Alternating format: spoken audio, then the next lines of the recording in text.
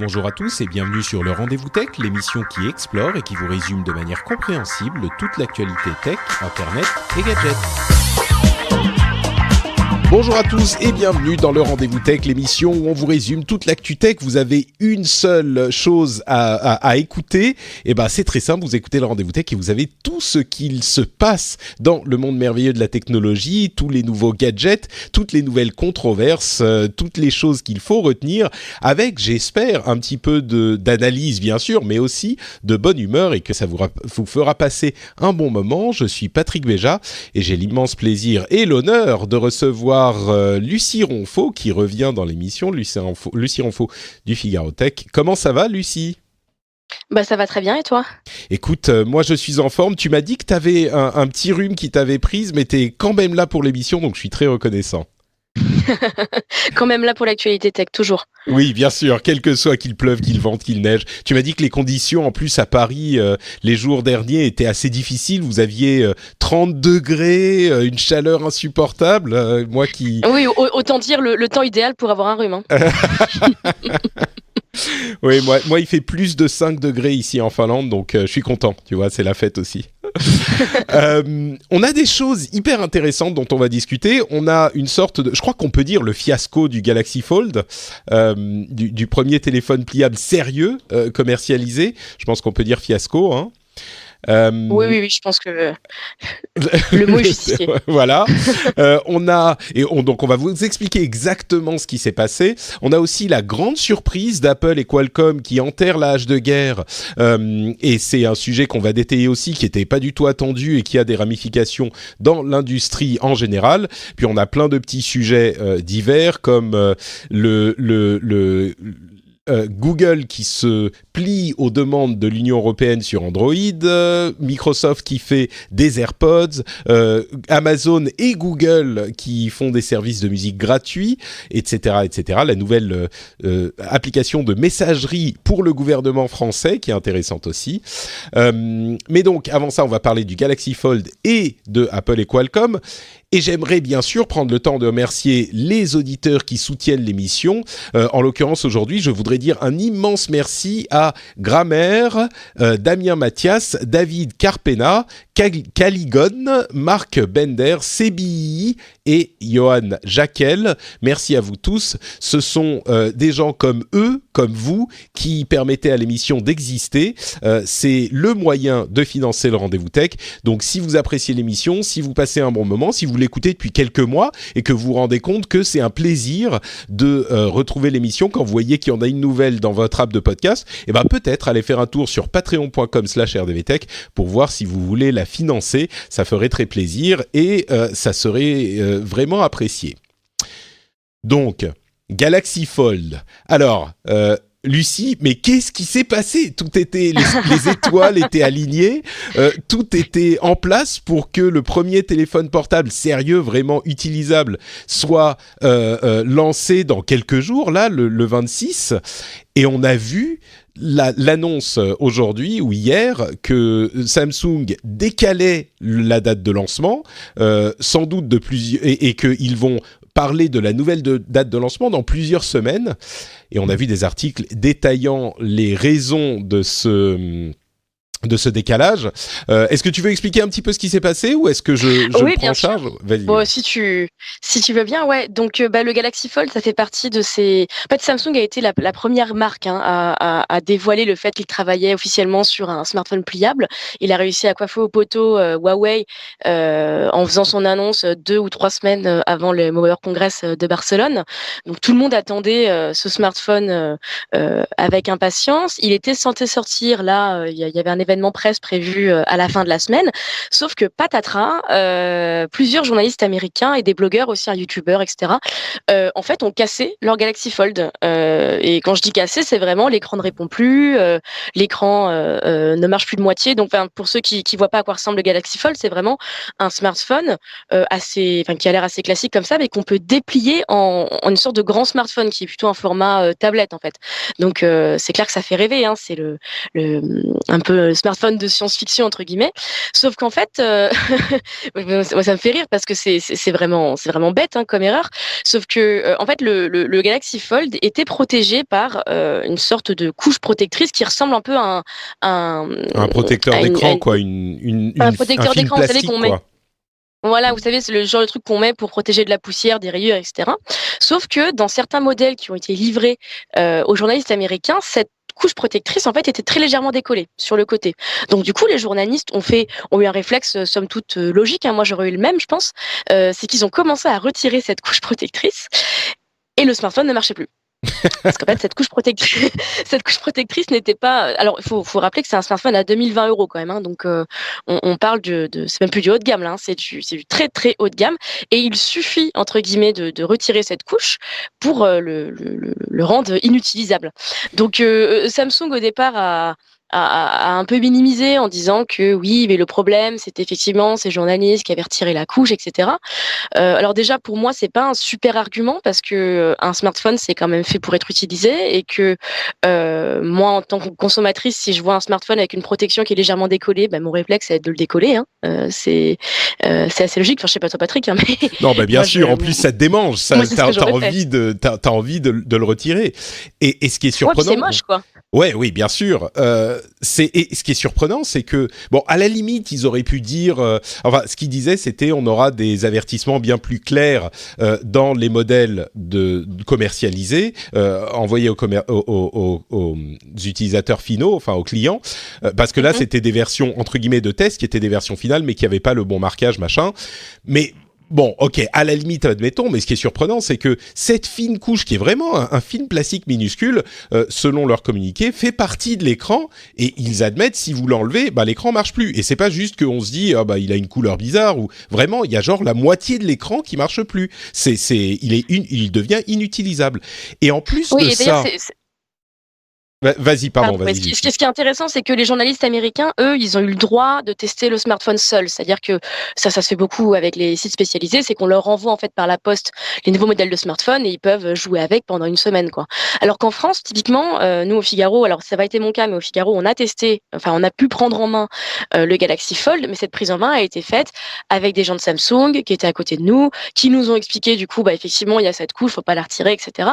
Mais ce qui veut dire qu'en fait, si on n'est pas supervisé, cette erreur, elle aurait pu être produite par les consommateurs. Et à la rigueur, Mm, heureusement que les problèmes interviennent maintenant. Parce bien que, sûr. t'imagines, Samsung aurait vendu toutes les préventes, qui sont déjà nombreuses, du Galaxy Fold, tous les consommateurs qui ont déposé 2020 €, c'est énorme, 2020 € dans un smartphone, et qui se retrouvent tous à retirer sans doute la protection et du coup, à faire planter le smartphone, quoi.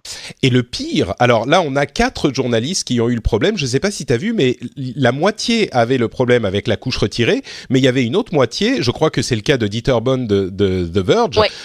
qui a eu un problème, oui, tu l'as vu. C'était même pas lié à cette couche retirée. C'était visiblement au niveau de la pliure de l'appareil, où il y avait une petite bosse qui s'était formée. Alors, on ne sait pas exactement pourquoi. Il est possible qu'il y ait quelque chose, une poussière, quelque chose qui soit rentré sous l'écran, et au fur et à mesure des heures, on parle même pas de jours, l'écran s'est mis à de moins en moins bien fonctionner, et pareil, au final, il était devenu inutilisable. Et il y a donc eu la moitié des journalistes, donc 2 qui ont eu ce problème de film plastique qu'ils ont retiré, pour lequel on peut se dire, bon, si on le fait pas, le truc marche bien. En fait, non, parce que 2 autres ont eu une utilisation normale de l'appareil qui s'est aussi détériorée de manière significative. Et quand on voit 4, 5, 6 journalistes qui l'ont eu en test pendant une semaine, pour qui, au bout de 3 jours, alors on imagine qu'ils en ont envoyé plus, mais enfin, ils en ont envoyé combien, 15, 20, quelque chose comme ça, un quart ou un tiers des journalistes qui endommagent leur appareil avec une utilisation normale. S'il y en a un ou deux, tu dis, bon, c'est peut-être un cas isolé, machin. Un tiers, ça aurait été, je sais pas combien ils en ont vendu, ils ont dit que les précommandes étaient déjà complètement pleines, donc s'il y en avait quelques centaines de milliers, imagine, ça aurait fait au moins, je sais pas, une centaine de milliers d'appareils inutilisables. C'était pire, mais enfin bon, là c'est quand même pas idéal non plus pour leur image. Après, et là, Oui. On repense tout de suite au Note 7 qui explose, quoi. Bien sûr, Ouais. c'est ce que j'allais dire. Pour moi, c'est exactement la même chose que le Note 7. Alors, c'est moins dangereux que le Note 7 qui quand même était pris de combustion spontanée, donc Ouais. c'était quand même un autre sujet. Mais on se rappelle du Note 7 qui était vachement attendu aussi, hein. C'était pas la même prouesse technologique, mais le Note qui est une gamme chez Samsung qui est très populaire. Le Note 7 qui sortait enfin en Europe après plusieurs modèles qui nous étaient passés entre les doigts, etc. Samsung qui fait un grand lancement dithyrambique, etc. Et là, patatras, au bout d'une semaine, de 2 semaines, les smartphones prennent feu, quoi. Et Samsung à l'époque, avait fait un peu la même chose, c'est-à-dire qu'au départ, ils avaient un peu minimisé, sauf que finalement, ils ont été forcés de se remettre Rendre à à l'évidence. Alors, l'évidence, oui. ouais, ce qui s'est passé, c'est que Samsung avait d'abord récupéré certains smartphones, avait sorti une seconde version certifiée Je sûre m'en entre souviens, guillemets, oui. et finalement ces smartphones aussi ont pris feu. Donc finalement, Samsung a pris le parti de tout récupérer, quasiment tout. Je crois que c'est 97% de la production qui avait été récupérée. Alors bon, je leur souhaite pas la même chose pour le Galaxy Fold. Après le Galaxy Fold, encore une fois, il y a moins ce côté dangerosité, hein, parce que le Note 7 c'était quand même des incendies, on n'avait plus le droit de le prendre dans les avions, il y avait une chambre d'hôtel en Australie qui avait pris feu, enfin bon, c'était quand même Ouais. Et, assez impressionnant, quoi, mais... et c'est là que ça devient... Parce qu'ils ont hyper bien récupéré. Moi, je pensais qu'ils auraient au moins un problème avec la marque Note après ces incidents. Ils ont hyper bien récupéré la chose. Finalement, ils ont sorti les Notes suivants, ça s'est très bien passé. Mais ce genre de problème, ça devient vraiment problématique quand c'est récurrent. Et là, alors bien sûr, comme tu le dis, il l'a dit plusieurs fois, c'est pas aussi problématique que le Note 7 qui explose, mais c'est un petit peu, ils ont pas bien testé les choses, ils l'ont gardé secret pendant des mois et visiblement malgré leurs tests qui ouvrent et qui ferment le téléphone avec des machines 500 000 fois, ils l'ont pas mis dans les mains de vraies personnes et donc ils se sont pas rendus compte de ces différents problèmes. Mais c'est une autre, tâche sur la marque de Samsung. Et oui, tout Ouais. le monde se souvient forcément du Note 7 aussi, et donc ça fait une de plus. Alors, toutes les marques ont des problèmes, et évidemment, tous les yeux se tournent vers Apple. Eux aussi, ils ont eu des problèmes, mais qui, je crois, n'étaient pas aussi le Bendgate et le machin comme ça, c'était... Ou l'Antenna Gate avec Truc Steve de Jobs qui l'antenne, disait ouais, you're holding it wrong. Bon, c'est vrai que dans certains cas, quand tu le tenais, machin, tu captais moins bien, tout ça, ok. Là... En 2 jours, le tiers des journalistes qui a des problèmes avec, c'est beaucoup plus important. Et puis surtout, on avait vu d'autres téléphones pliables. Enfin, on se souvient du Royal qui était un truc pas vraiment utilisable. Là, c'était le grand espoir de l'innovation du téléphone pliable qui était enfin là. Ils sont allés trop vite, quoi. J'ai l'impression que c'est un peu le problème, ouais. C'est que là, on est face à un produit qui est propulsé vers le grand public beaucoup trop tôt, je pense. Alors déjà, parce que je pense que le grand public est pas encore prêt à mettre 2020 € dans un smartphone pliable, hein. Non, ouais. mais j'insiste sur le prix, mais parce qu'il est quand même très important, et que je pense que une innovation, elle est prête à être dans le grand public quand elle est utile pour le grand public. Je pense qu'il y a assez peu de personnes actuellement qui ont une envie impérieuse, entre guillemets, d'avoir un smartphone pliable. Alors après, le jeu Je des crois que constructeurs, c'est de se rendre... le fantasme est séduisant, mais on n'a pas encore eu de preuve de l'utilisation concrète, quoi, du truc, de ce que ça va apporter aux utilisateurs. Oui, mais c'est comme la reconnaissance faciale. Typiquement, le fait que maintenant on peut désactiver son iPhone avec de la reconnaissance faciale, ça c'est une vraie innovation grand public dans le sens où on a réussi à la mettre, mais Apple a travaillé des années dessus. Et là, je pense que le smartphone pliable, ça va peut-être marcher, hein, c'est possible, mais je pense qu'il est beaucoup trop tôt. Et alors après, moi, je suis pas dans le secret des dieux, hein, je sais pas à quel point la tension entre Huawei et Samsung a pu jouer, mais n'empêche qu'on s'est retrouvé dans une séquence médiatique super courte, parce que entre l'annonce et la sortie, c'est passé à peine même pas 6 mois, quoi. Enfin, même beaucoup moins, en fait, quelques mois. C'est peu, en fait, pour tester un produit, pour le tester en des conditions satisfaisantes. Et surtout que ce qui est gênant pour Samsung, c'est que justement, tu as raison, ils ont très très bien géré la crise du Note 7, et ils ont pris le parti de faire de leur message marketing, on a changé. On a changé, nos tests maintenant ils sont imparables, on a compris nos erreurs, regardez à quel point nos tests de sécurité sont importants et sont efficaces. Là, ça la fout mal quand même, parce que visiblement leurs tests ils étaient pas bons.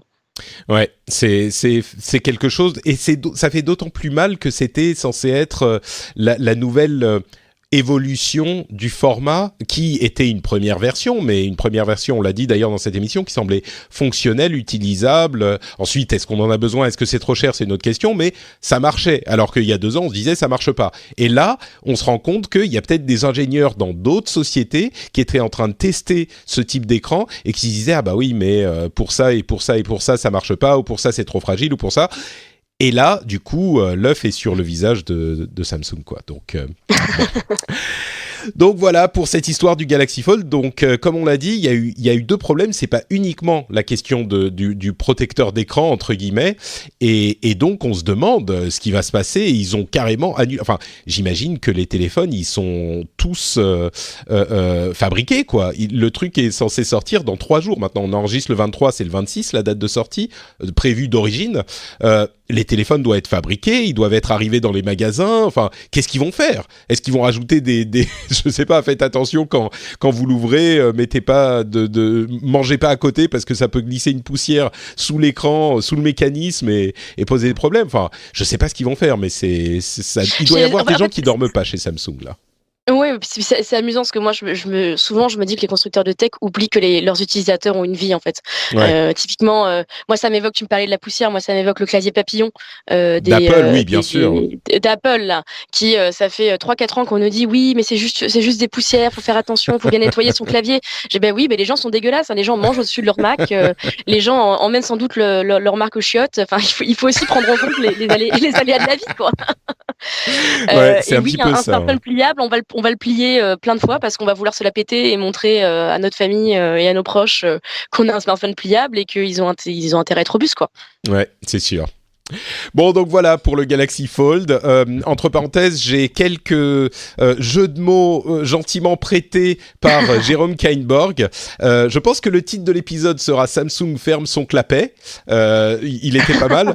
Il y a aussi Galaxy Fold, le smartphone qui ne fait pas plaisir. Je l'ai trouvé bien aussi. Jérôme en a fait toute une tripotée sur Twitter et j'en ai volé quelques-uns. Donc, vous pouvez évidemment aller le suivre pour ces jeux de mots de grande qualité. Apple et Qualcomm, alors ça, c'est un truc qui était, je suis complètement tombé des nues quand l'info est tombée il y a quelques jours. On en avait parlé bien sûr au début des procès entre Apple et Qualcomm. C'était quelque chose qu'on n'avait pas forcément suivi de très près parce que je vous avoue que les procès entre grands constructeurs, on en parle une fois, mais quand il y a les allers-retours devant les tribunaux, les jugements qui se répètent, j'attends généralement d'avoir la fin du procès pour pas vous embêter à chaque épisode avec le nouveau petit virage que prend le procès. Ceci dit, sans doute parmi tous les procès de l'industrie tech depuis ces dernières années, celui entre Apple et Qualcomm était le plus amer et le plus prompt à durer des années, voire des décennies. Enfin, c'est celui que je ne voyais pas disparaître. Le problème était que Qualcomm, qui fabrique des puces, et notamment des puces modem pour différents constructeurs de téléphones, imposait des royalties qu'Apple estimait trop élevées. Donc, ils se sont levés contre ce procédé et étant donné que Qualcomm a des brevets spécifiques, ils sont les seuls à pouvoir utiliser ces procédés de fabrication et ces brevets. Et il y a des lois qui imposent le fait de pouvoir de donner une licence d'utilisation à des prix raisonnables pour l'industrie quand on est le possesseur d'un brevet aussi important. Et Apple disait Qualcomm ne respecte pas cette règle et donc procès. Le problème, c'est que Qualcomm était l'un des gros fournisseurs de puces d'antennes, enfin de puces 4G pour Apple. Apple espérait avoir des puces 5G d'autres constructeurs, notamment de Intel. Ils avaient des puces 4G de chez Intel, d'ailleurs, depuis quelques modèles, et parce qu'ils étaient en procès violent avec Qualcomm. Et ça durait, et il y avait des échanges de documents hyper confidentiels, il y avait le ton était vraiment monté entre les deux sociétés. Et là, il y a quelques jours, on se rend compte, enfin, on a l'annonce que ils ont enterré l'âge de guerre, les procès sont annulés, ils ont un accord sur 6 ans avec un paiement qu'Apple fait à Qualcomm. Et bien sûr, ma réaction tout de suite, ça a été OK, Apple a besoin de puces 5G. Ils ont une équipe en interne qui développe des puces 5G. Ils se sont rendus compte, sans doute, que ça n'allait pas être prêt à temps. Ils espéraient que Intel puisse leur fournir des puces 5G. Clairement, c'est beaucoup plus difficile à faire qu'ils ne le pensaient parce que ils ont dû entendre qu'Intel ne pouvait pas fournir et donc ils se sont retournés vers Qualcomm et ils ont dit OK, vous voulez quoi ? Bon on vous paye parce qu'ils n'ont pas le choix. Intel a d'ailleurs annoncé dans la foulée, genre 3 heures plus tard, on arrête les puces 5G. C'est quelque chose qu'on va arrêter de faire. C'est ce que j'allais dire, c'est qu'Intel est vraiment le dindon de la farce. Hein. C'est le fait. Enfin, moi j'ai été surprise comme toi que en plus ils ont eu un sens du timing assez dingue. C'est qu'ils ont annoncé ça le jour de l'ouverture du procès en fait. Tous les journalistes tech étaient prêts à suivre le truc et ils ont annoncé en fait non, finalement on abandonne tout, on va travailler ensemble. Après, comme tu dis, moi je pense que ce qui a accéléré le processus, c'est l'urgence de la 5G. Dire le fait pour Apple de ne pas avoir d'iPhone qui soit équipé d'un modem 5G, ça devenait problématique alors que la concurrence est en train d'avancer de manière assez intense sur le sujet. Moi ce que je trouve, sachant qu'a priori ça sera évidemment pas l'iPhone de cette année qui aura un modem 5G, peut-être même pas celui de l'année prochaine, ça pourrait être 2021. Ils ont l'habitude chez Apple d'arriver un petit peu après tout le monde. On n'est pas très au clair. Mais après, ce que cette affaire rappelle, c'est l'importance de l'industrie des microprocesseurs dans l'industrie de la tech.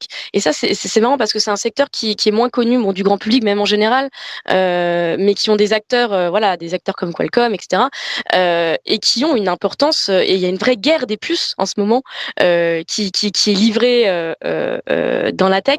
Il faut savoir que il y a beaucoup de boîtes, dont Apple, qui investissent beaucoup dans la production de leurs propres puces. Apple a racheté, c'était l'année dernière, il me semble, un constructeur allemand de microprocesseurs dont le nom m'échappe là, mais ils ont mis 500 millions dans des usines. Amazon s'en est équipé aussi, Facebook s'est équipé aussi, Samsung a une division super lucrative de puces, Huawei aussi. Enfin, ils veulent tous faire des puces. Après, parfois ils peuvent pas faire ce qu'ils veulent et du coup, ils se tournent vers des acteurs qui sont ultra spécialisés comme Qualcomm. Et d'ailleurs, le fait qu'Intel jette l'éponge, pour moi, ça prouve que de nos jours, dans cette industrie des microprocesseurs, qui est quand même très très gourmand en capital et très très difficile c'est difficile de mener sa barque là-dedans. Il faut être ultra spécialisé en fait. Et Qualcomm, quand on regarde, je lisais un article de je sais plus quel journal américain qui disait que en gros il y a des traces de discussions entre exécutifs d'Apple datant de ces derniers mois qui en on crier sur Qualcomm, critiquer Qualcomm en disant que c'était des méthodes de voyous, etc., etc. Mais en off disait oui, mais Qualcomm c'est les meilleurs. Qualcomm, c'est vraiment ceux qui savent le mieux faire ces modems et on a besoin de leur techno. Et la preuve, c'est qu'Apple a fini par céder. Complètement, oui, c'était une sorte de, enfin pas de secret de polichinelle, mais clairement les ingénieurs de chez Apple qui évaluaient les modems disaient oui, on peut, selon certaines sources, il y a rien à faire, ils restent les meilleurs. Et là, le fait que Intel, avec toute son expertise, alors ils ont des problèmes sur les puces pour téléphone mobile, les puces à faible consommation et clairement les puces pour modem depuis longtemps. Et on peut même se demander si la chronologie est pas différente de ce qu'on a vu au niveau des annonces et que peut-être qu'Intel est allé voir Apple et leur a dit écoutez les gars, désolé mais on n'y arrive pas. Donc, allez voir Qualcomm, essayez de vous mettre d'accord, parce que nous, dans 3 jours, on annonce qu'on arrête, parce que c'est juste qu'on n'y arrive pas. Donc, allez-y, et nous, notre business 5G repose uniquement sur vous, donc, de puces modem. Donc, si en plus vous retournez chez Qualcomm, on va s'arrêter. Moi, j'imagine que c'est Intel qui est allé voir Apple, et ça, on le saura peut-être jamais, mais que c'est Intel qui est allé voir Apple et qui leur a dit... on veut pas vous laisser le nez dans l'eau, mais donc retournez voir Qualcomm, c'est... Alors, ce qui est certain, c'est que c'est quand même un super mauvais signal pour Intel, qui est donc ce géant de l'informatique qui a complètement loupé le virage du mobile, qui a essayé de se Hmm. rattraper justement avec la 5G, etc. Alors Intel, ils ont d'autres œufs dans leur panier. Hein, je veux dire, c'est marrant, je file les métaphores de Pâques avec les œufs. Euh, Intel a mise beaucoup sur l'intelligence artificielle, sur tout ce qui est puces de serveurs, notamment. Ils essayent un peu de rattraper Nvidia, qui eux misent sur les GPU, Intel eux, ils misent sur les Hmm. CPU, etc. Donc ils ont quand même encore des cordes à leurs arcs, mais ils misent aussi beaucoup sur les objets connectés. Alors je sais pas à quel point l'abandon de la 5G, des modems 5G, ça va impacter leur business sur les objets connectés, mais ça prouve que c'est pas si simple, quoi. C'est vraiment pas C'est si vrai, ouais. simple et ça demande énormément de recherche, ça demande énormément de capital et surtout que face à un milieu de la tech, enfin un milieu du mobile où il y a quand même assez peu de fabricants en fait, hein, c'est quand même peu de très très gros acteurs, l'abandon d'un acteur, ça tue un business, quoi. Ça tue vraiment un. J'ai euh, J'ai l'impression que peut-être qu'il y a des fabricants asiatiques qui font aussi des modems 5G, mais je crois que le principal, alors certainement Samsung est certainement sur le coup aussi, mais je crois que le principal c'est Qualcomm. Et l'abandon mm, mm. d'Intel, ça donne à Qualcomm comment dire, une force sur ce marché qui est peut-être même pas hyper saine, parce qu'ils sont presque le seul fournisseur, quoi. Oui, c'est clair. Euh, ouais. Donc bon, je sais pas si les auditeurs vont vraiment comprendre à quel point c'était une news surprenante parce que comme je disais, j'ai pas assommé les gens dans l'émission avec les vicissitudes de ce procès ou les turpitudes du procès ou d'autres mots en tude, euh, mais c'était vraiment quelque chose qui a choqué toute l'industrie de la tech, quoi. Et bon. Ensuite, qu'est-ce que ça veut dire pour nous, consommateurs finaux? Pas grand-chose. On aura des téléphones Apple qui auront des puces Qualcomm à l'intérieur au lieu de puces Intel à terme. Ceci dit, je suis sûr qu'ils sont encore en train de travailler sur leur puce modem 5G pour à terme remplacer les puces Qualcomm, mais ça va pas arriver tout de suite. Donc voilà pour nos deux sujets principaux, donc Galaxy Fold et Apple et Qualcomm. Avant de continuer, je voudrais prendre un tout petit instant pour vous redire que l'émission est financée par patreon.com/rdvtech et que si vous souscrivez à ce Patreon, et ben vous avez droit au podcast privé des Patriotes, qui est un podcast auquel vous pouvez accéder uniquement si vous êtes patriote. Et vous avez déjà eu le dernier positron en avance, et le prochain rendez-vous tech spécial qui sera diffusé dans quelques temps sur les enfants, la tech, les enfants et l'éducation, qu'on a enregistré avec Gaël et qui est hyper intéressant. Même si vous n'avez pas d'enfants, je suis sûr que ça vous intéressera.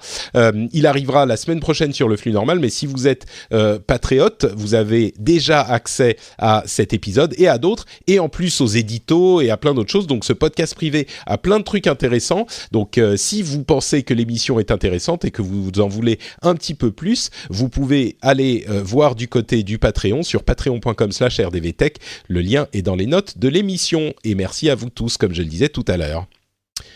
Plein d'autres petites news qu'on va détailler. Je voulais juste faire une toute petite mention de cet article de Bloomberg qui parle du fait que les gouvernements d'Asie du Sud-Est, comme le Vietnam, la Thaïlande et d'autres, sont en train de se mettre à la page du gouvernement chinois pour ce qui est de la gestion de l'Internet. Et alors, c'est déjà intéressant, voire préoccupant en soi, mais là où ça m'a paru particulièrement intéressant, c'est que ça semble conforter cette idée qu'il risque d'y avoir à terme 3 grandes zones de l'Internet, c'est-à-dire les États-Unis, l'Europe, où il y a beaucoup de régulations, et ce qui était avant uniquement la Chine, mais qui risque d'être étendu à l'Asie du Sud-Est, avec un Internet beaucoup plus contrôlé, voire, on peut dire, je pense, censuré. Donc c'est une chose qui me paraissait intéressante. Bon, au milieu de tout ça, il y a le fondateur de Foxconn, grande usine et fabricant de tout plein de choses, dont notamment les iPhones, qui se présente à la présidence de Taïwan. Donc on a pris l'habitude de dire avec Zuckerberg que les grands pontes de la tech pensent qu'ils peuvent résoudre tous les problèmes et que généralement il se plante terriblement. Je ne sais pas si Terry Gou réussira à résoudre les problèmes qu'il peut y avoir à Taïwan, mais en tout cas il se présente à la présidence. J'ai trouvé ça intéressant. Peut-être qu'on peut attendre la candidature de Xavier Niel à la présidentielle. C'est exactement ce à quoi j'ai pensé. C'est marrant quand on pense à un grand de l'industrie tech en France, on pense tout de suite à Xavier Niel. Je me demande si oui, c'est clair, ouais. Octave, c'est Kalba ou Kabla? Je sais jamais. Klaba, d'accord. Bon, c'était ni l'un ni l'autre. Octave Klaba, qui est le fondateur d'OVH, serait pas quelqu'un de plus, de plus adapté à ce type d'idée, parce qu'il a géré OVH comme un maître, et c'est une société qui a grandi énormément ces dernières années. Ils étaient à Roubaix, c'était un petit hébergeur. Moi, je les connais parce que je suis chez eux depuis longtemps, et c'était un petit hébergeur à l'époque qui fournissait de l'hébergement de sites et de la connectivité, etc. Et ils ont grandi, ils sont dans plusieurs pays d'Europe, je crois même qu'ils sont aux États-Unis, peut-être que je dis une bêtise. Oui, c'est ce que j'allais dire, parce que Klaba vient de déménager aux États-Unis en fait. Maintenant qu'ils ont ouvert leur division américaine. Donc pour la candidature, je pense qu'il faudra attendre un petit peu. Qu'ils reviennent. En tout cas, entre les deux, je me demande si je donnerais pas plutôt les clés à Klaba qu'à Niel. Hein. Je sais pas, mais vu de loin comme ça, bon, on verra. On verra, ou on verra pas. Je doute qu'il se présente où que ce soit. Mais... c'est une exclue Patrick Béja. C'est ça, exactement, oui.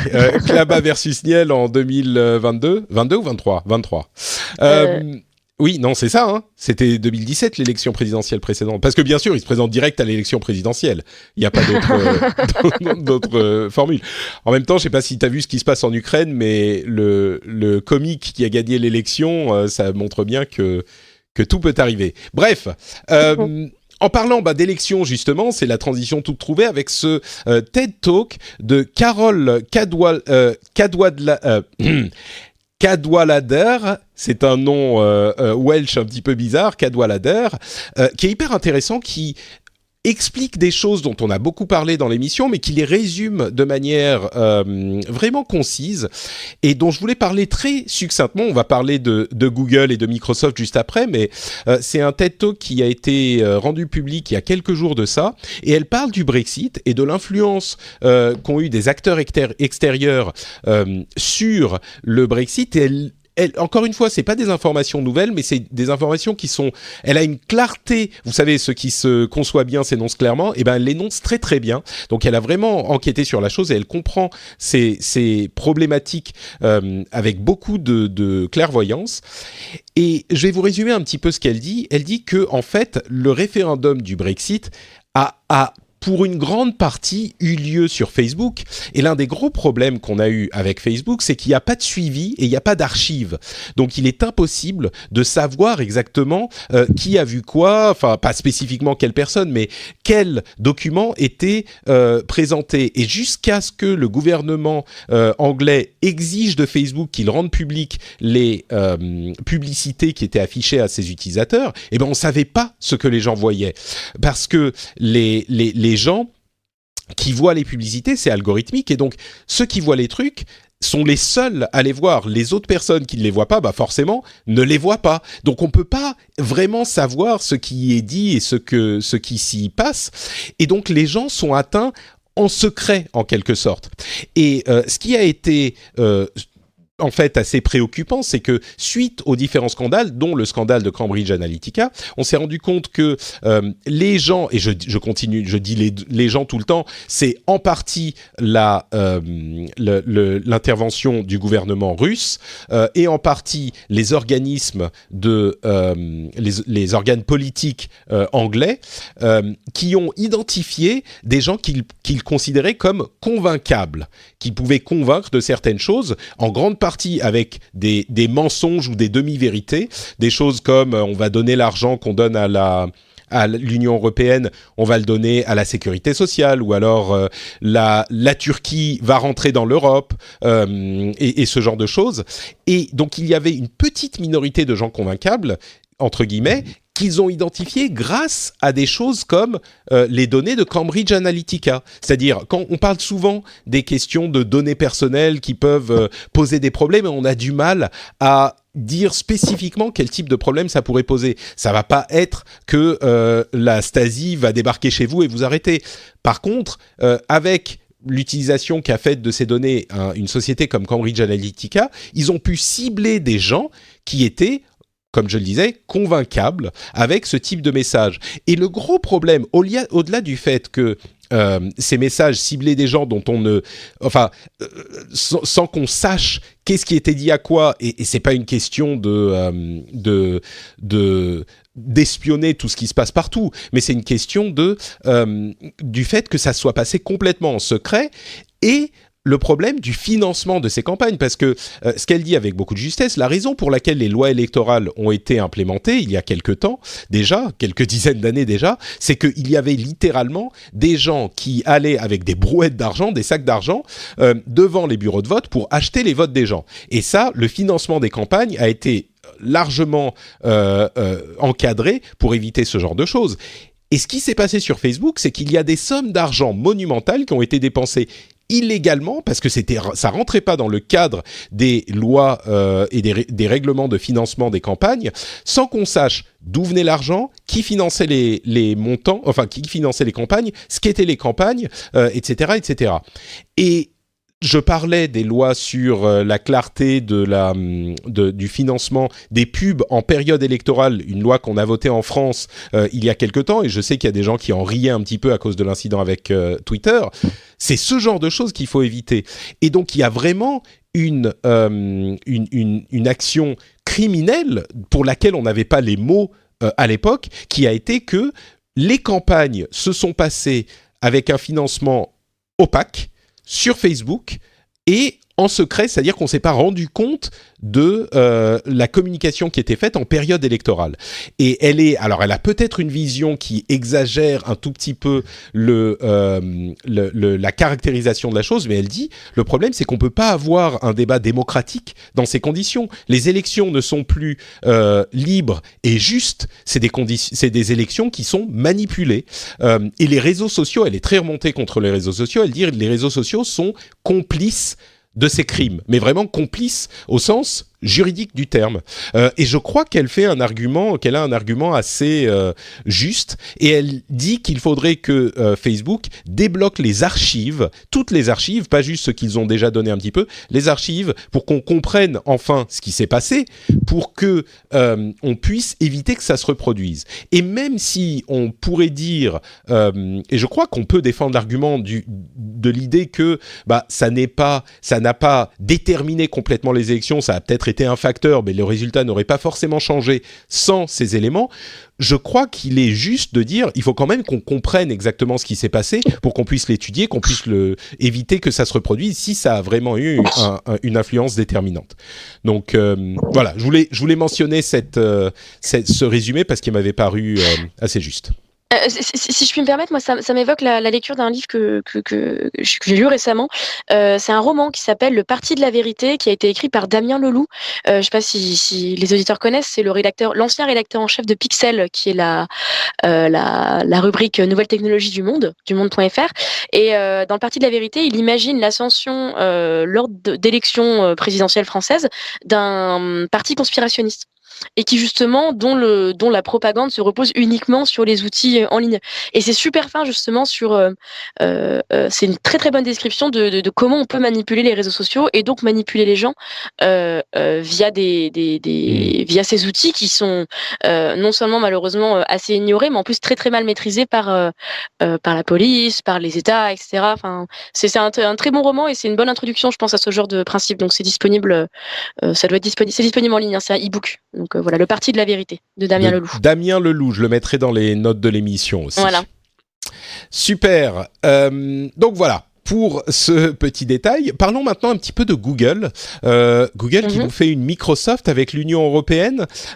Il va y avoir à partir de très bientôt, hein, dans quelques semaines, quand on lancera le Google Play Store sur un appareil Android, Google nous proposera 5 navigateurs à installer en plus des navigateurs déjà installés sur l'appareil et le choix du moteur de recherche par défaut de l'appareil. Et c'est suite à une amende et une demande de l'Union européenne, de la Commission de l'Union européenne. C'est Alors on se souvient, je disais Microsoft parce qu'on a eu ce carrousel pour les navigateurs à l'époque d'Internet Explorer. On se souvient qu'Internet Explorer était un petit peu sur la fin et qu'il y avait déjà d'autres navigateurs qui commençaient à prendre le dessus. Donc ça n'avait pas eu beaucoup d'effet. Qu'est-ce que t'en penses, toi, de cette nouvelle Moi, je trouve ça bien. Honnêtement, je trouve ça bien. Je trouve que ça correspond aux critiques de la Commission européenne qui étaient justifiées. Hein. Donc, en gros, pour rappeler, mais très très rapidement, la Commission européenne donc a lancé une série d'enquêtes pour pratiques anticoncurrentielles sur Google et le volet Android, en fait, acculé Google sur plusieurs points. Alors, il faut savoir qu'Android, pour ceux qui ne savent pas, donc c'est le système d'exploitation mobile le plus répandu dans le monde. Hein, c'est 80% des smartphones actuellement.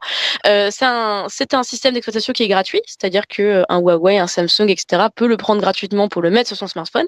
En revanche, c'est gratuit monétairement, on va dire, mais par contre c'est payant par d'autres biais. Et donc l'un de ces biais qui avait été critiqué par la Commission européenne, c'est que pour disposer de Google Play, donc qui est la boutique d'applications de Google pour les applications Android, il fallait préinstaller sur le smartphone des utilisateurs à la fois Google, le moteur de recherche, et Chrome, donc le navigateur Internet.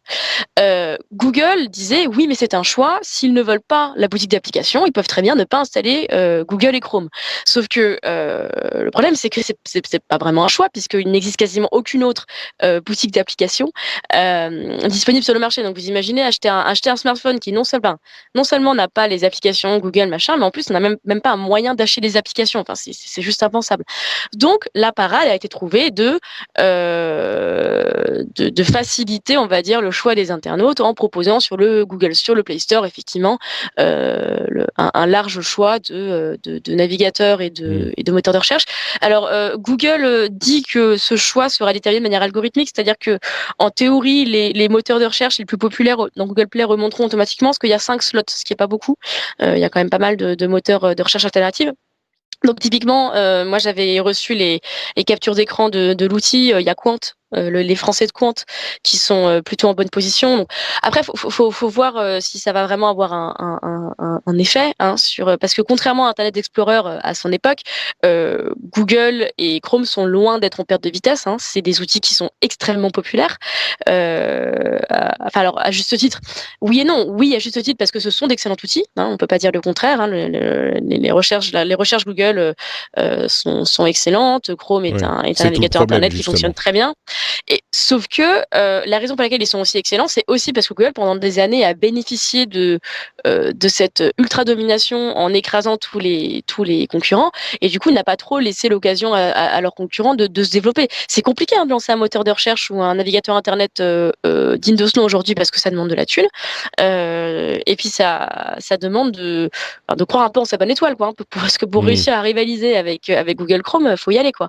Alors, il y a encore des alternatives. Il y a Firefox, hein, notamment, qui arrive à tenir, et encore, Firefox, il y a 5-10 ans, c'était quand même beaucoup plus important que Firefox aujourd'hui. Ouais. Ils se sont fait laminer par Chrome. Et d'ailleurs, sur le principe. On a récemment vu des critiques envers Chrome de la part des ingénieurs de Mozilla qui disaient, comme par hasard, il y avait des trucs qui marchaient sur Chrome, qui marchaient pas sur Firefox, et ça s'est reproduit à de nombreuses reprises. Et du coup, forcément, ils respectaient pas les standards du web, et forcément, ça nous causait des torts. Donc, oui, tout n'est pas complètement clean dans toute cette histoire, quoi. Non, et puis donc, je pense que l'option est bonne, je pense qu'elle arrive beaucoup trop tard. C'est clair que Google aurait fait ça il y a 5 ans, je pense que ça aurait été une autre histoire. Alors, on va pas être pessimiste, hein, c'est tant mieux qu'on ait un choix, mais c'est compliqué de lutter contre des habitudes. Et quand ces habitudes ont été façonnées par des années et des années d'automatisme et poussées par des logiciels, bah c'est compliqué, quoi. C'est sûr. Ouais, donc bon. Voilà, en tout cas, c'est bien de les voir, comment dire, se plier aux demandes de l'Union européenne, et ça prouve ils n'ont pas le choix. Hein. Non, c'est ça, mais ce qu'ils disent en permanence quand on propose des lois, c'est que tu vois, ils brandissent la menace de bah non, on va partir, ou non, c'est pas possible techniquement, ou bon, là sur ce cas spécifique, c'est clairement possible techniquement, mais ça commence à arriver de plus en plus. C'était pas forcément le cas il y a encore quelques années, parce que on se disait mais non, on peut pas, quoi, ou alors on n'a pas le droit, ou c'est pas juste, ou c'est pas, tu vois, il y avait plein de peut-être qui étaient juste dans notre esprit, mais là on se rend compte que si, c'est tout à fait possible et ça se passe. Et le pire, c'est qu'on n'est même pas sûr que même ça ait de l'effet. Donc dans certains cas, oui, il y a aussi des choix qui sont discutables, mais dans certains cas, en tout cas par certains aspects, ça n'a pas les conséquences que on pourrait craindre ou que certains nous disent. Et parfois, si, ça a effectivement ces conséquences-là. Donc c'est difficile de démêler tout ça. Passerons un petit peu du côté d'Apple, tiens. Il y a plein de leaks qui commencent à arriver sur les prochaines versions de iOS et de macOS. Alors, je vais vous éviter l'essentiel parce qu'il y a plein de choses qui sont des rumeurs et qui sont pas forcément hyper intéressantes. Et puis, on aura plein d'infos à la WWDC en juin. Donc, on pourra en parler à ce moment. Juste quelques-unes qui sont intéressantes. Sur iOS 13, il semblerait qu'il y ait pour iPad des nouveaux éléments de multitâche et de multifenêtrage avec des morceaux d'app qui pourraient se balader en fenêtres au-dessus des autres, ou des apps divisées en plusieurs fenêtres. Donc pousser l'iPad encore vers l'utilisation professionnelle entre guillemets, ce qui m'a paru intéressant. Et sur macOS, la possibilité d'utiliser un iPad comme écran externe. Alors, il y a des apps qui font déjà ça, mais bien sûr, quand c'est Apple qui l'intègre à son système, c'est sans doute un petit peu mieux mis en place. Donc ça, c'est intéressant. Autre petite news que je passe comme ça, il semblerait qu'Apple soit le plus gros client de AWS, donc de Amazon.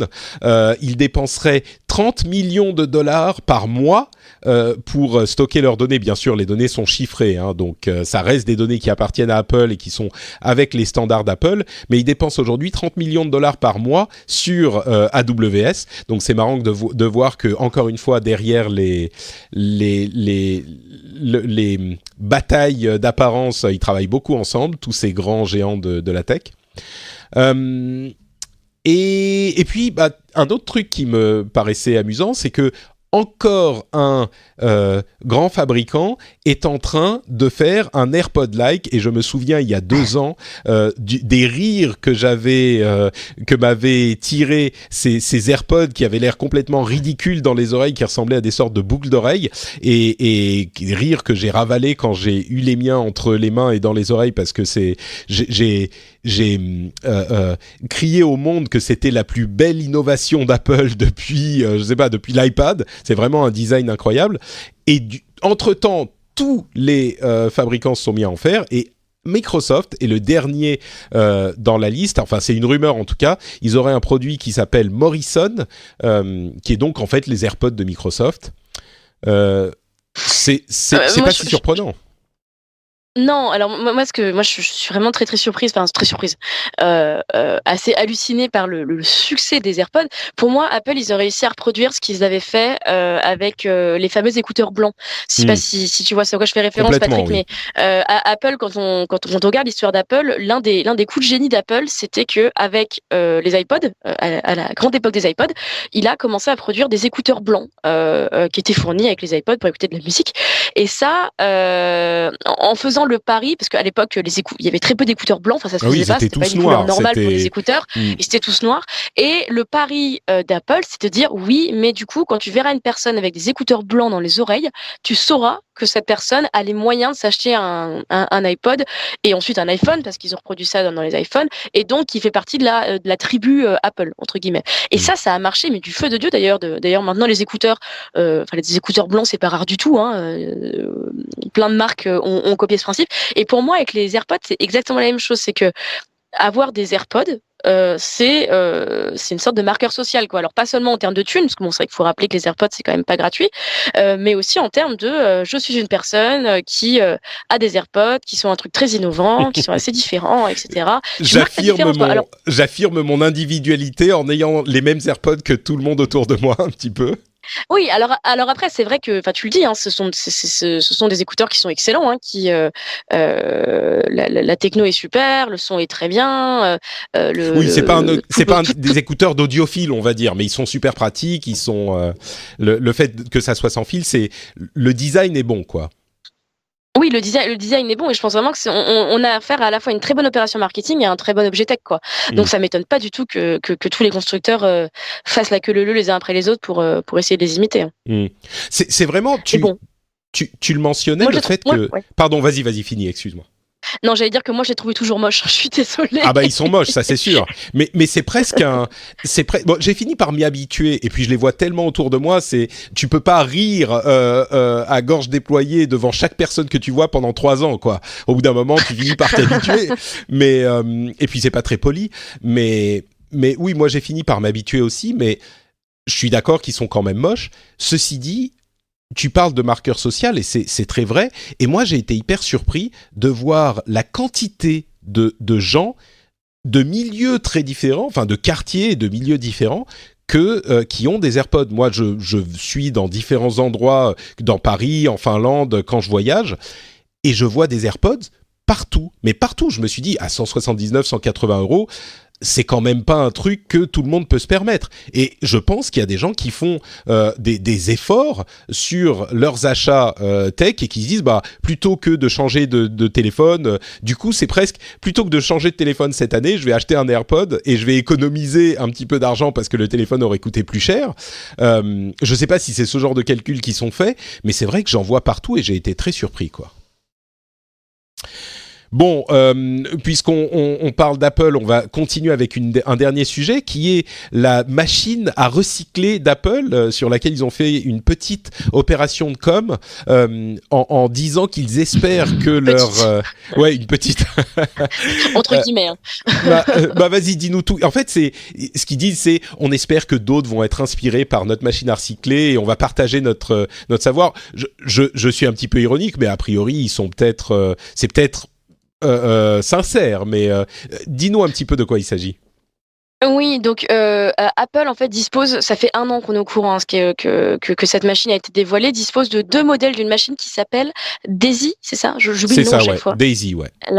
Daisy, voilà. Ils Et avaient donc d'autres Daisy, modèles avant, mais qui faisaient moins de téléphones, et Daisy, c'est la dernière qui existe, je crois, depuis 1 an, quelque chose comme ça. voilà, et Daisy, donc elle est capable en fait de recycler des iPhones, de quasiment de bout en bout, c'est-à-dire qu'on met l'iPhone, elle est capable démembrer l'iPhone, récupérer les composants qui doivent être récupérés, etc., etc. Donc c'est des machines qui coûtent très très cher, hein, qui sont très grosses. Donc il y en a 2 actuellement dans le monde, qui sont toutes les 2 aux États-Unis, si je me trompe pas. Apple, en fait, a publié la semaine dernière son rapport annuel environnemental. Ça fait quelques années qu'Apple en fait a pris un peu le parti d'assumer un message marketing autour de la green tech en gros, en disant que en gros ils faisaient mieux que les autres, ils étaient plus écolos que les autres, et de montrer un petit peu leurs efforts pour réduire l'impact environnemental de ces produits, donc non seulement en misant sur le recyclage, en mettant en place des opérations de recyclage dans ces magasins, etc. Et 2 aussi éviter le plus possible l'exploitation de minerais, ce qu'on appelle les minerais de sang, c'est-à-dire que les minerais dont on a besoin en fait pour faire des composants de smartphones et qui sont dans des zones de guerre et qui du coup font l'objet de pratiques pas éthiques du tout. Alors je pense que c'est bien intentionné, enfin aussi bien intentionné que peut l'être une opération d'une entreprise, hein. On reste dans le business, mais je pense qu'Apple effectivement a fait des vrais efforts de transparence sur le sujet, ce qui n'est pas le cas de tous les fabricants. Après, Apple c'est aussi une boîte qui chaque année vous incite à acheter un nouveau smartphone. Et ça, c'est pas écolo en fait. Et c'est vrai que c'est compliqué pour Apple de trouver cet équilibre entre on veut être une boîte plus verte, mais en même temps, on veut aussi vous inciter à vous équiper de tous les derniers smartphones, tous les derniers appareils, etc. Et plus de personnes achètent d'iPhone, mieux c'est quoi. On est quand même assez loin du principe. Typiquement, il y a une boîte qui est danoise, il me semble, qui s'appelle Fairphone, qui eux font vraiment des smartphones entièrement recyclables. C'est-à-dire qu'on peut changer tous les composants, on peut ouvrir la machine, etc. Je sais pas si tu te souviens, Patrick, de la dernière fois que tu as pu ouvrir ton smartphone. Mais moi, je pense que ça fait facilement 6 ans, hein. C'est sûr, 6-7 ans. oui. Ah bah oui, bah de toute façon, les iPhones, on n'a jamais pu les ouvrir. Peut-être que j'en ai ouvert un il y a très très très longtemps, mais oui, on est allé vers des designs beaucoup plus compacts, on va dire. Voilà. Moi, j'ai toujours été sous Android et pour le coup, sous Android, il y en avait qu'on pouvait ouvrir, mais je pense que mon premier smartphone, j'ai pu l'ouvrir, mon second peut-être, mais là, ça fait des années, je peux plus y toucher, quoi. Et ça, c'est un vrai problème. Alors, c'est très bien hein, que Mais je Apple sais mette pas en si place le des fait, politiques pour. et excuse-moi, je t'interromps, mais je sais pas si le fait de pouvoir les ouvrir en tant que consommateur final, alors oui, ça pourrait nous permettre de changer les batteries, mais du coup, on consommerait plus de batteries peut-être, et on peut faire changer la batterie des téléphones qui sont fermés, en tout cas du côté de chez Apple.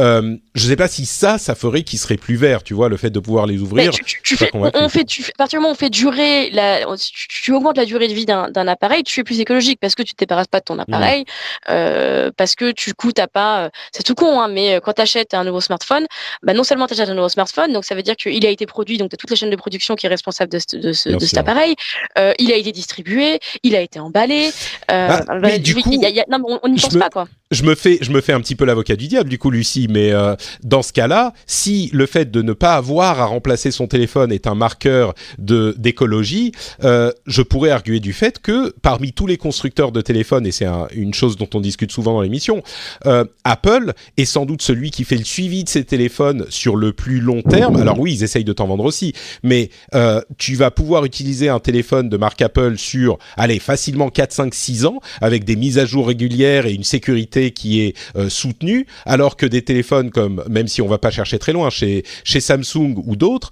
bah là, au bout de 2, 3 ans, t'as plus de mise à jour, tu sais pas si ton appareil est plein de trous de sécurité, etc. Donc, je Ah pense qu'il oui, y a c'est clair, hein. Hmm, Je le nie pas du tout. d'accord. Je dis pas que les autres sont mieux. Je dis qu'ils sont tous mauvais et qu'Apple est un peu moins D'accord. mauvais que les autres. Mais que quand même, Hmm, enfin, je vois ce que tu veux dire. après, c'est aussi mon parti pris. Et c'est compliqué de faire de l'écologie dans la tech parce que la tech, c'est une industrie qui te vend des choses, hein. Ouais. C'est normal, c'est comme ça. Alors après, il y a Et des puis manières d'améliorer les très process. tourné vers l'innovation et le renouvellement. C'est l'une des Voilà. caractéristiques de la tech, c'est sûr. Exactement, c'est de se dire que bah, il me faut le nouveau smartphone parce que j'aurai les derniers composants, etc. Donc bon, donc je suis très contente qu'Apple se soit lancé dans ce truc-là et c'est bien qu'il y en ait un qui monte la voie. Après, voir des articles qui disent que Apple est une entreprise écologique, ça par contre je suis pas d'accord. C'est pas vrai. Par contre, Apple est une entreprise plus transparente et qui fait des Hmm, efforts. Et ça ouais. on peut on peut se retrouver là. Et du coup, qu'est-ce que tu penses de cette idée qui est là encore un message marketing très euh, pratique, qu'avec cette technologie de l'appareil Daisy qui recycle donc entièrement leur téléphone, la raison pour laquelle ils ont fait cette communication aujourd'hui, en partie bien sûr, c'est de dire aux autres constructeurs, venez nous voir, on va vous expliquer comment on a construit ça et peut-être que vous pourrez faire la même chose pour vos appareils à vous. Et du coup, parce que même avec 2 machines, ils en recyclent de beaucoup, beaucoup, beaucoup. C'est, je sais plus, 500 par heure, un truc comme ça, des téléphones. Et donc, c'est une vraie option de recyclage. Et ils disent, venez nous voir, peut-être que vous aussi, vous pourriez faire pareil. Alors bien sûr, Écoute, c'est un message pratique, mais est-ce que c'est complètement du greenwashing ou est-ce que tu y crois un peu ou qu'est-ce que t'en penses? non, je pense pas que ce soit en soi du greenwashing. Après, je pense que euh, ce genre de sujet de société, il faut que le grand public le porte pour que les fabricants s'y mettent, en gros. Hmm. On a vu ce move sur la vie privée, typiquement. Le fait que de plus en plus de constructeurs proposent des options de chiffrement, qu'il y ait des applications de chiffrement, etc. Apple, évidemment, est le numéro un sur ce sujet avec ses iPhones chiffrés de bout en bout, etc. Ça, c'est parce que il y a eu une vraie inquiétude dans le grand public et une vraie demande du grand public de récupérer un peu de souveraineté, on va dire, sur les données qu'on produit via nos smartphones. Je suis pas sûre malheureusement que mon père, je sais pas moi, ma tante ou même mes amis soient autant inquiets sur l'impact écologique de nos smartphones. Hmm.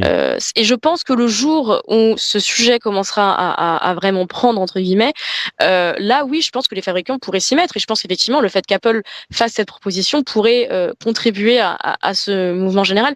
Moi, ça me rappelle, je ne sais pas si tu te souviens, c'était il y a 1 ou 2 ans, il me semble, le reportage de Cache Investigation sur les smartphones, sur la manière dont étaient faits nos smartphones. C'était un reportage qui avait été diffusé qui expliquait justement non seulement l'impact écologique, mais aussi sur tout ce qui était exploitation de minerais, etc. Et ce reportage avait fait un scandale pas possible en France. Et justement, il y avait eu beaucoup de demandes, moi je l'ai vu au niveau de mon lectorat typiquement, de smartphones alternatifs. Et c'est là qu'on avait été amené à parler de Fairphone et ce genre d'initiative. Sauf que après c'est un peu retombé parce qu'on est passé à autre chose. Donc, mais c'est possible. Je pense que les gens sont convaincus du fait qu'il faut qu'on pollue moins, etc. Il faut juste qu'ils s'en souviennent et qu'ils s'en Mais souviennent quand ils vont acheter leur ouais. téléphone. Et toi, ça te préoccupe du coup cette question? Bah, ça me préoccupe après. Mais du coup, Moi aussi j'ai un. Bah, c'est exactement, je te tends un piège du coup, Lucie. Est-ce que toi, t'as un Fairphone? Alors, j'ai eu un Fairphone, Ah, figure-toi. C'était mon d'accord. dernier smartphone que j'ai remplacé il y a 2 ans par un OnePlus. Mais Parce non! que. Et si. Parce que, en fait, malheureusement, en tant que journaliste tech, j'avais besoin d'un smartphone qui était performant et que les Fairphones, c'est pas le cas. Ouais, Malheureusement, moi, le modèle de Fairphone que j'avais à l'époque, qui était le Fairphone 2, était pas assez performant. Après, je pense que le Fairphone, c'est un très bon smartphone pour une personne qui utilise pas énormément. Enfin, c'est pas un bon smartphone pour des ados, typiquement. Par ouais. contre, pour Donc pas pour nous, quoi. Pour nous, ça va pas, non, clairement. pas pour nous, pas pour nous, clairement, ça va pas. Par contre, pour nos parents, oui. Je Hmm, pense qu'après, ça dépend. Si vous avez des parents geeks, c'est différent. Mais pour une utilisation modérée du téléphone, honnêtement, ça fait le taf. Il n'y a pas y a d'accord. pas de souci. Mais je pense que voilà, malheureusement, Fairphone, c'est une petite boîte. Ils n'ont pas trop les moyens de.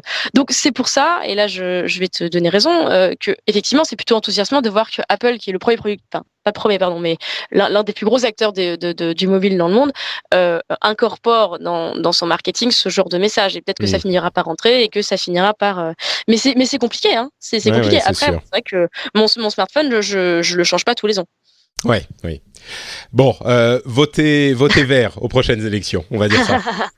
Euh, Tiens, justement, question de vie privée. Le gouvernement a développé une application qui s'appelle CHAP, TCHAP, pour remplacer les applications de communication qu'ils utilisaient jusqu'à maintenant. Alors, c'est des communications en message direct, des trucs type Telegram. Visiblement, de nombreux membres du gouvernement, des gouvernements utilisaient des applications comme Telegram ou peut-être même WhatsApp pour communiquer entre eux. Ils ont désormais une application dédiée. Il faut avoir une adresse d'un site du gouvernement pour pouvoir y accéder. Elle s'appelle Chap. Alors, c'est pas une application pour qui est hyper méga sécurisée. Genre, c'est pas pour échanger des éléments secrets défense.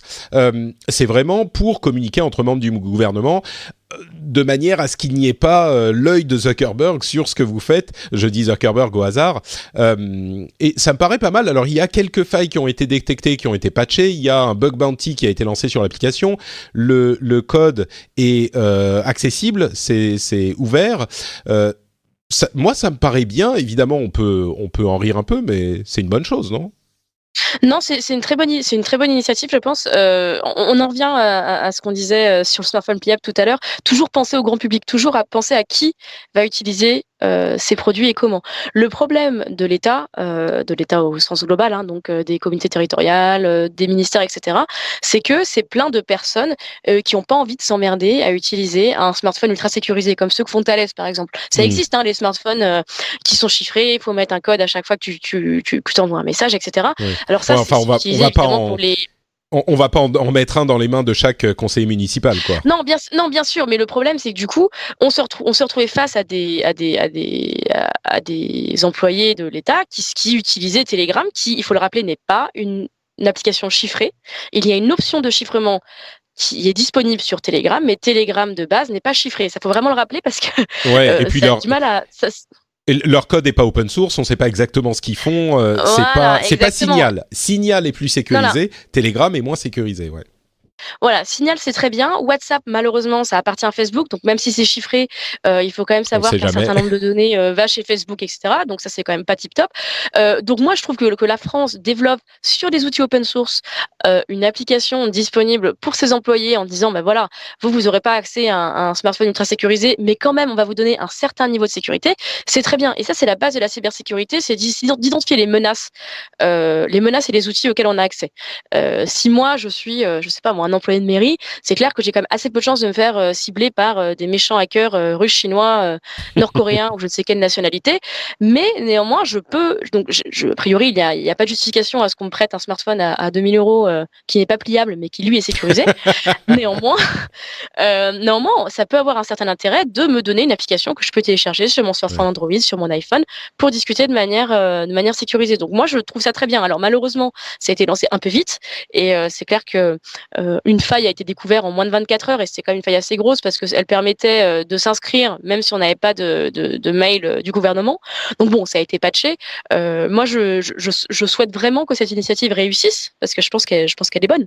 Ouais, et puis qu'on en ait d'autres. Moi, je pense que c'est effectivement une... Bon, alors là, ça colle complètement. Mais oui, ne serait-ce que pour une question de souveraineté, ça me gênerait que un outil utilisé par l'administration au quotidien, par toutes les administrations dans le pays, soit géré par une société américaine ou autre, ou même une société française à la limite. Ça, c'est le genre de truc qui est bonne à développer pour le gouvernement. Et le fait qu'il soit en open source, qu'ils aient un bug bounty, c'est exactement ce qu'il faut faire pour découvrir les failles et qu'ils soient aussi sécurisés que possible. Donc, bien joué.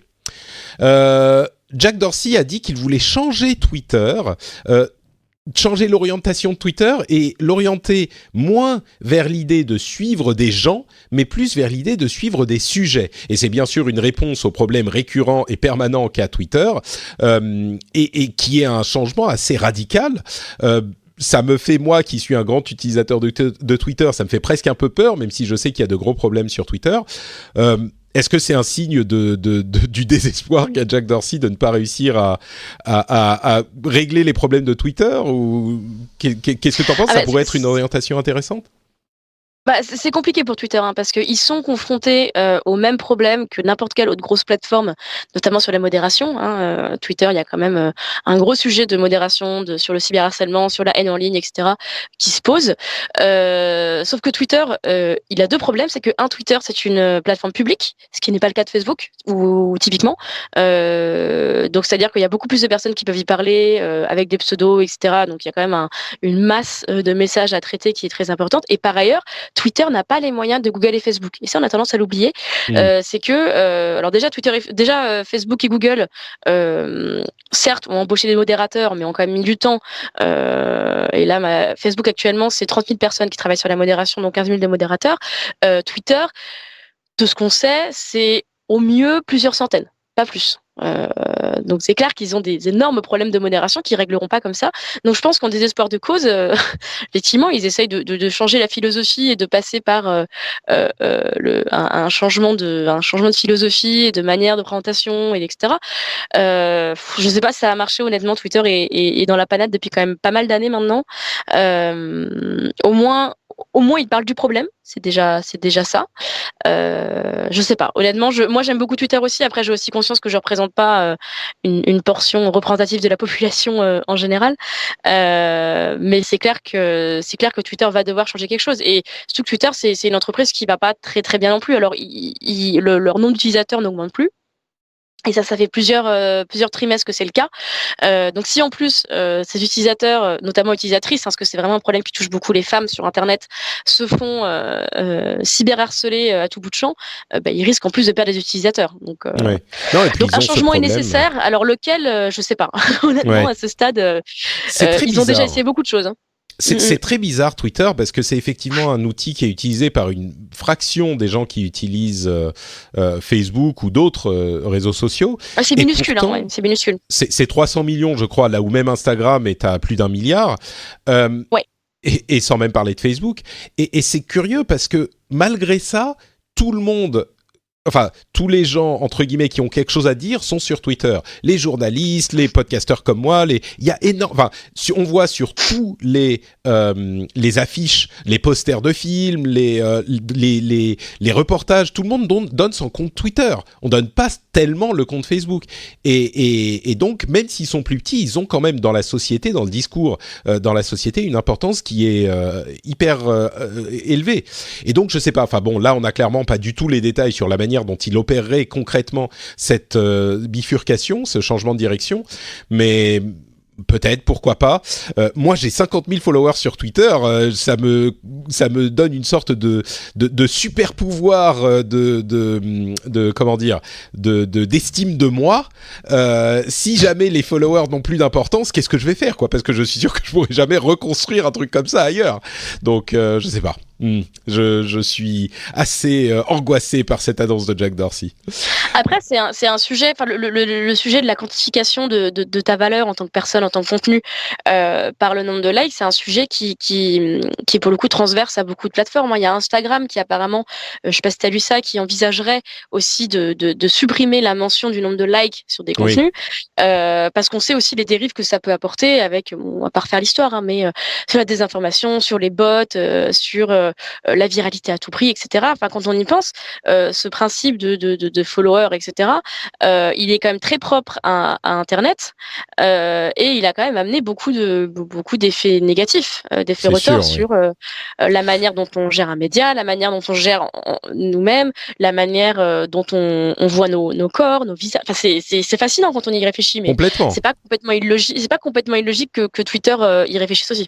Moi, je pense que il y a effectivement, enfin, c'est tous les problèmes des algorithmes, mais la raison, je pense qu'il réfléchir à ça et peut-être même en diminuer l'importance ou peut-être l'importance publique est peut-être une solution, mais je crois aussi qu'on oublie la raison pour laquelle ils sont arrivés sur le devant de la scène, et ça comblait un besoin, le besoin de savoir ce qui était important, intéressant ou non. Alors ça a eu ces effets pervers que tu évoques, c'est certain, mais je crois que le fait de les supprimer retirerait aussi quelque chose aux réseaux sociaux et à la manière dont on les utilise. S'il n'y a plus du tout de marqueur de popularité de quelque chose, alors oui, pour moi personnellement, parce que quand un tweet a 10 likes de plus, je ressens ce petit shot d'adrénaline qui fait que je comprends que je suis une personne de qualité, tu vois, parce que j'ai eu 10 likes de plus, évidemment, mais je crois qu'il y a aussi une valeur dans le fonctionnement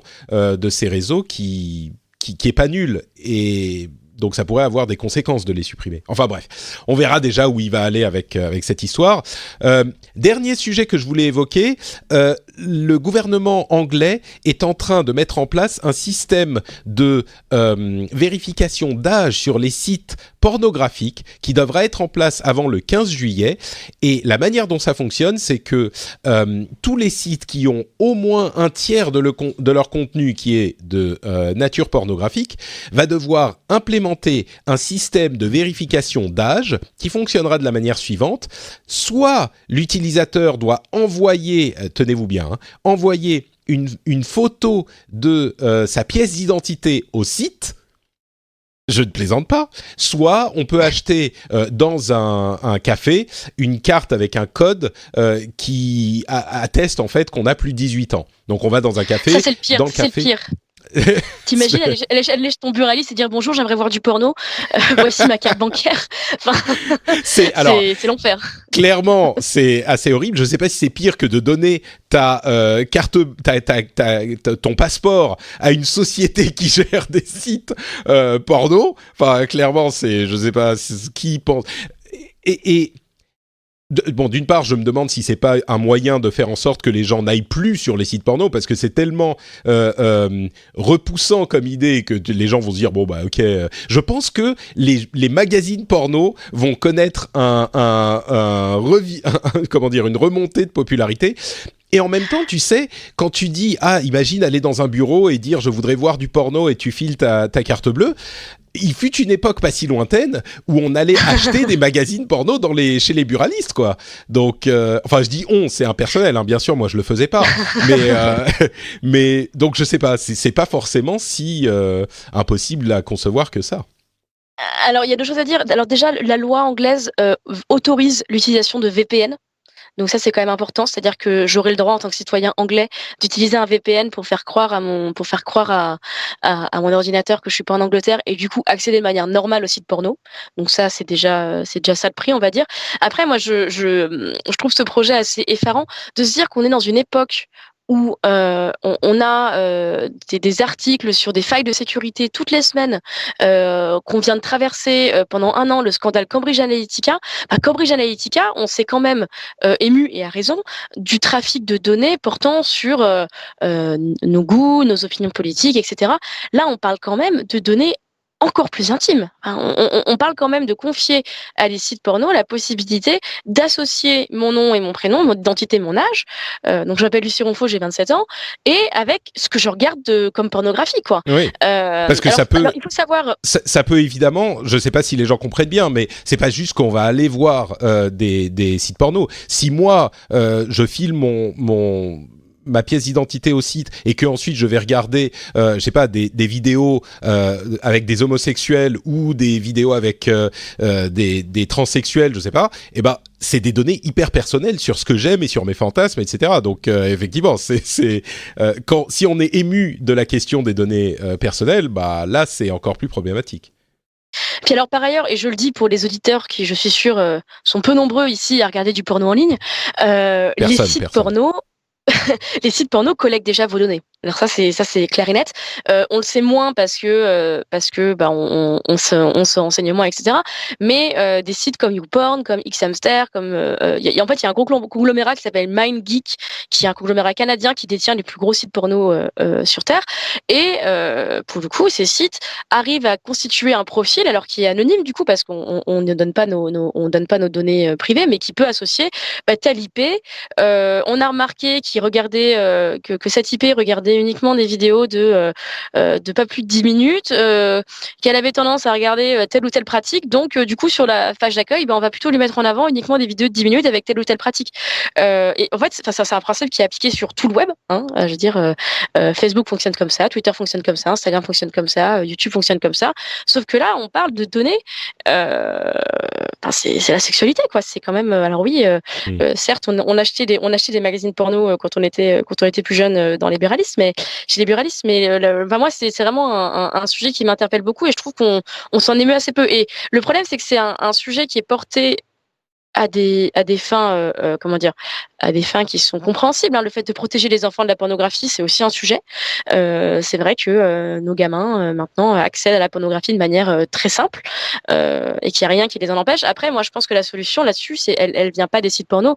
Je pense que la solution, elle vient des parents, et qu'il y a un vrai travail d'éducation à faire. Et il y a aussi des outils qui existent déjà de contrôle parentaux, etc. Alors certes, les enfants savent les contourner, mais les enfants ils savent tout contourner. Votre gosse, si vous l'empêchez d'aller voir un site porno, il va maîtriser un VPN dans 2 mois. Donc, exactement. Cette loi ne va certainement pas empêcher. Et j'ai souvent tendance à dire que c'est pas parce que ça va pas marcher à 100% qu'il faut pas faire quelque chose. Mais en l'occurrence, ça a des effets pervers, je crois. Et puis surtout, tous les enfants de la Terre qui veulent voir du porno vont réussir. Donc. Et je crois qu'on en parle dans l'épisode suivant, donc sur l'éducation et la tech et les enfants.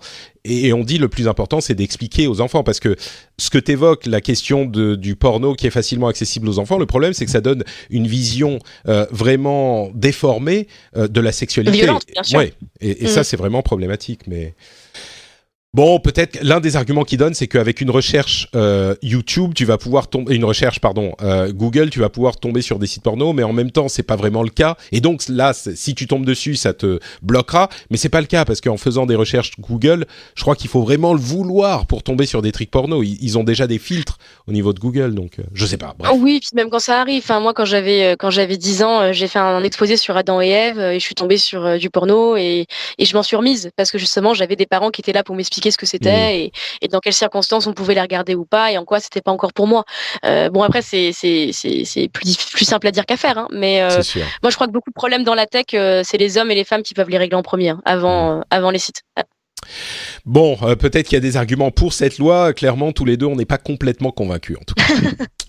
Bon, on conclut avec Notre-Dame de Paris, bien sûr. Il y a une initiative intéressante de Wikimedia qui propose à tout le monde de fournir des clichés de Notre-Dame au site Wikimedia. Est-ce que tu crois que ça peut servir à quelque chose ou c'est juste pour la beauté du geste ? C'est super important. De la même manière que l'open source dans les logiciels est important, le fait de mettre en CC, en Creative Commons des images, ça permet de constituer aussi un capital de contenu entre guillemets qui pourrait être transmis à d'autres générations sur Internet. Donc ouais, moi je trouve ça très bien cette initiative. Alors, il y a que 373 photos qui ont été mises sur le site jusqu'à maintenant. C'est un petit peu décevant. Mais bon, vous pouvez vous consoler en vous disant que je crois qu'encore aujourd'hui, il y a Assassin's Creed Unity, qui est un jeu vidéo disponible sur PC, qui est gratuit et il se passe dans Paris et la cathédrale est pas modélisée exactement de manière réaliste, mais elle est super bien modélisée, elle est très très belle et il est disponible gratuitement sur le logiciel de Ubisoft qui s'appelle Uplay. Donc si vous cherchez Assassin's Creed Unity gratuit, vous avez encore quelques jours, je crois, pour le télécharger. Peut-être que ça se termine aujourd'hui ou demain, je sais plus. Mais allez-y. Et ce qui est marrant, c'est que pendant quelques années, la cathédrale Notre-Dame, le seul moyen qu'on aura de la visiter, ça sera peut-être dans des jeux ou en réalité virtuelle. Ou je crois que c'est dans 5 ans qu'on pourra la revoir, hein, pile dans 5 ans jour pour jour, évidemment, avec aucun retard. C'est ce qui nous a été promis. Donc, pendant les 5 prochaines années, pas une de plus, vous pourrez... le seul moyen sera de voir ça en réalité virtuelle, ce qui est... Je sais pas, j'ai trouvé ça intéressant de me dire que le lieu n'existait plus vraiment, bien, même si bien sûr il existe encore, mais on peut encore le visiter virtuellement. J'ai trouvé ça intéressant. Et c'est tout ce dont on va vous parler aujourd'hui. Merci beaucoup d'avoir passé cette heure, un petit peu plus d'une heure avec nous. Si vous voulez encore plus de ce que Lucie a à vous raconter, où est-ce que les internautes pourraient aller, Lucie? Dis-moi tout. Eh ben, ils peuvent faire 2 choses, soit me suivre sur Twitter, tu mettras le compte, j'imagine. Twitter. Mon nom, c'est Lucie Ronfaux. Tout à fait. Et par ailleurs, eh bien, sur Le Figaro et lefigaro.fr, moi je travaille pour la rubrique Nouvelles Technologies. Donc, vous tapez Nouvelles Technologies Figaro sur votre moteur de recherche préféré et vous tomberez sur mes articles. Ou vous pouvez aussi, folie, acheter du papier et aller acheter le Figaro papier tous les jours dans votre buraliste. Et je vous encourage à le faire. La section Figaro Tech est de grande qualité. Merci donc à Lucie de nous avoir accompagnés. Pour ma part, c'est NotePatrick sur Twitter, Facebook et Instagram. Vous pouvez aussi retrouver cette émission sur frenchspin.fr et venir y laisser des commentaires si on a dit des choses qui vous ont intéressé, dérangé, avec lesquelles vous étiez d'accord ou pas. N'hésitez pas à le faire. Et bien sûr, sur patreon.com/rdvtech, vous créez un compte, vous choisissez la quantité d'argent que vous donnez par épisode, c'est vous qui gardez entièrement 100% le contrôle et ça vous permet de soutenir l'émission et d'accéder au podcast privé des patriotes. C'est évidemment une chose que j'espère vous apprécier. Peut-être qu'on fera un petit truc sur Avengers à un moment, je sais pas. On verra un truc où je me lâcherai sur Avengers. Je suis un grand fan du MCU, donc comme j'y vais demain, peut-être que je fournirai quelque chose à ceux qui veulent des spoilers ou pas, je sais pas, on verra. Merci à vous tous de nous avoir écoutés. Merci encore une fois Lucie d'avoir été avec moi et dans une semaine on aura donc, oui, que j'oublie pas, on aura l'épisode sur l'éducation et les enfants et la tech comme épisode spécial la semaine prochaine et on revient avec l'actu la semaine d'après. Merci à tous, ciao ciao.